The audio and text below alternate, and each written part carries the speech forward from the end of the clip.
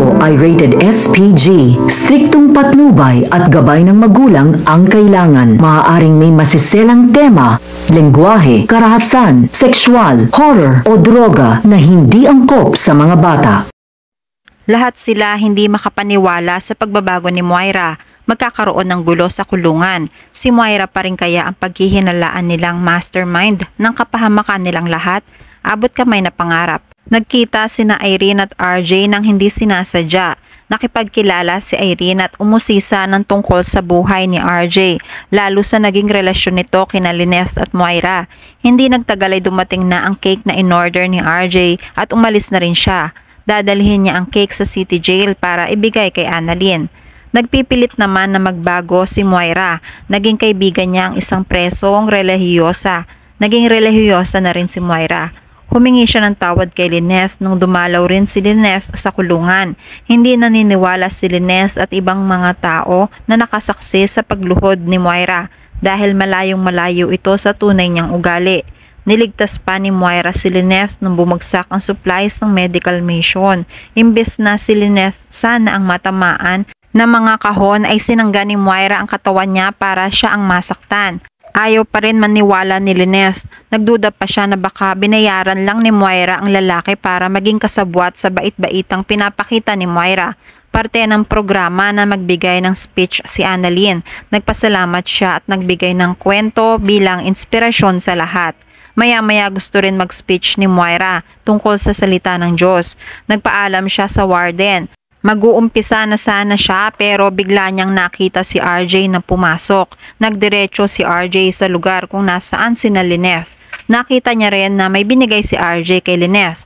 Natuon ang pansin niya kina RJ at Lineth. Napansin ng mga preso na hindi pa nagsisimula si Moira.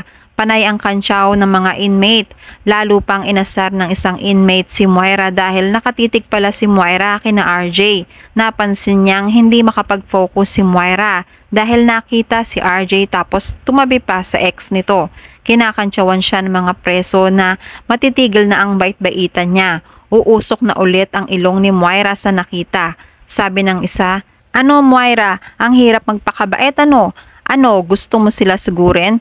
Sugod! Go!" Nagtawanan ng mga preso sa pang-aalaskan nila kay Moira. Pero hindi nagpatinag si Moira. Itunuloy niya na ang pagsasalita. Ang nilalaman ng speech niya ay paghingi ng tawad sa mga taga-Apex. Aminado siya sa naging ugali niya dahil alam niyang marami ang nagagalit sa kanya.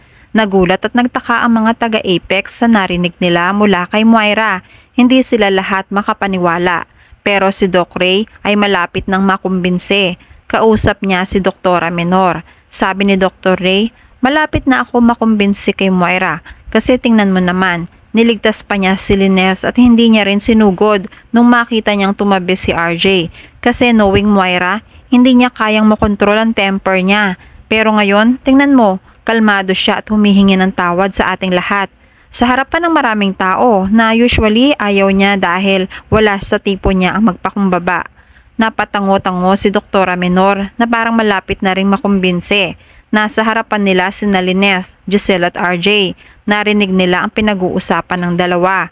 Nagbigay naman sila ng kanya-kanyang opinyon tungkol sa ginagawang pagbabago ni Moira. Sabi ni Lineth, "Hindi nga rin ako maniwala dahil lumuhod siya sa akin para humingi ng tawad. Tapos sinagip pa niya ako sa pagbagsak ng kahon. Ang hinala ko pa binayaran lang ni Moira ang lalaking nakabagsak sa kahon. Pero sabi naman ni na Nurse Ivan at Karen, imposibleng mabayaran ni Moira ang lalaki dahil kasamahan nila at kilala nila ang ugali ng lalaki." Nagulat si RJ. "Ginawa niya yun, Lineth? Kamusta ka naman?" Sumagot si Lineth, "Ayos lang ako. Hindi naman ako nasaktan." Napapaisip na rin si Giselle. "Ako rin nagtataka dahil si Moira ang tipo na hindi makatiis na hindi awayin si Lineth. Pero ngayon, nagbabait-baitan. Pero naniniwala ako na may expiration date yang bait-baitang mukha ni Moira. Matatapos at matatapos din yan at mapapagod sa pagpapanggap." Nakatingin ulit sila kay Moira na nagsasalita sa harapan. Pero naririnig pala sila ni Zoe na pinag-uusapan ang mami niya. Lumapit si Zoe kina Giselle. Binati muna niya sina RJ at Lineth. Sabi ni Zoe kay Giselle, "Tita Giselle, wag niyo naman po sanang husgahan si Mami. Nagbabago na nga siya, 'di ba? Bigyan nyo naman sana siya ng pagkakataon na patunayan na totoong nagbago na nga siya. Napataas ng kilay si Giselle. Well, Zoe, kung tunay man ang pinapakita ng mami mo, let's wait and see dahil lalabas pa rin ang tunay niyang ugali. Hindi magtatagal, mapapagod na rin siya sa pagpapanggap. Nakikiusap naman si Zoe. Tita, nakikiusap ako sa inyo. Bigyan niyo pa po siya ng pagkakataon. Sumagot naman si RJ. Oo nga naman ate, let's give Moira a chance. Baka naman totoo. Taas kilay lang si Giselle.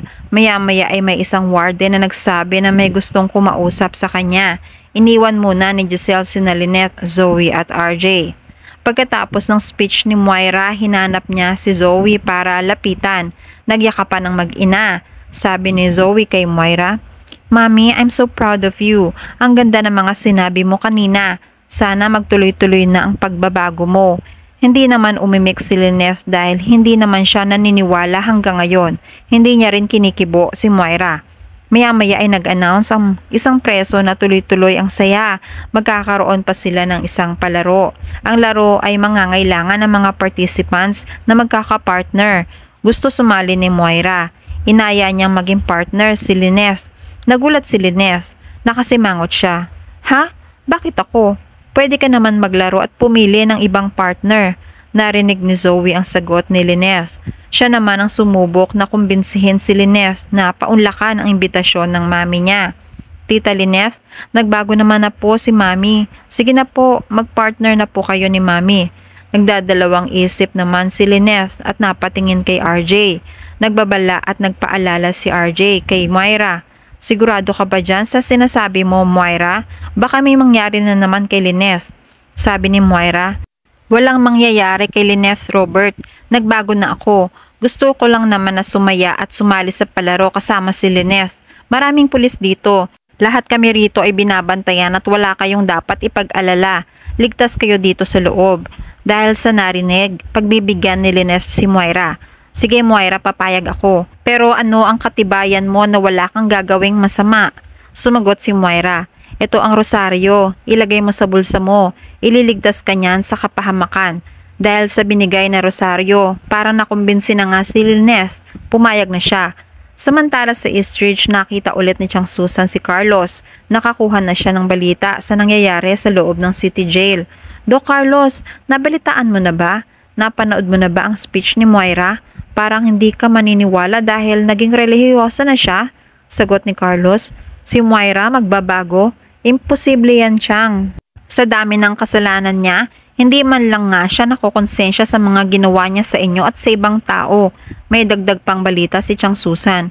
Kanina nga pala nakausap ko si Annalyn. Masaya ang event nila doon, pero may isang palaro na kailangan may kapartner at alam mo kung sino ang magkapartner? Sina Lynette at Moira. Nagulat si Carlos. Ano po? Hindi sila dapat maniwala sa acting ni Moira. Napataas ng kilay si Chang Susan. Oo, naiintindihan ko ang nararamdaman mo. Pero baka naman totoong nagbago na talaga si Moira. Nag-aalala pa rin si Carlos. Pero Chang, hindi dapat sila nagdidikit. Traidor yan si Moira. Napaisip si Chang Susan dahil totoo naman na traidor nga si Moira. Kinakabahan rin siya. Tatawagan ko si Annalyn na obserbahan si Moira dahil magka-team sila ni Lynette para maiwasan na rin ang paggawa ng masama lalo na kapag si Lynette ang pinag-uusapan. Pero ang hindi nila alam, may mangyayaring hindi maganda. Hindi si Moira ang mastermind pero si Moira pa rin ang paghihinalaan ng lahat. At yan ang mga pakakaabangan natin sa Abot Kamay na Pangarap. Please like this video and please subscribe to my channel at pakihit mo na rin ang notification bell para sa marami nating updates.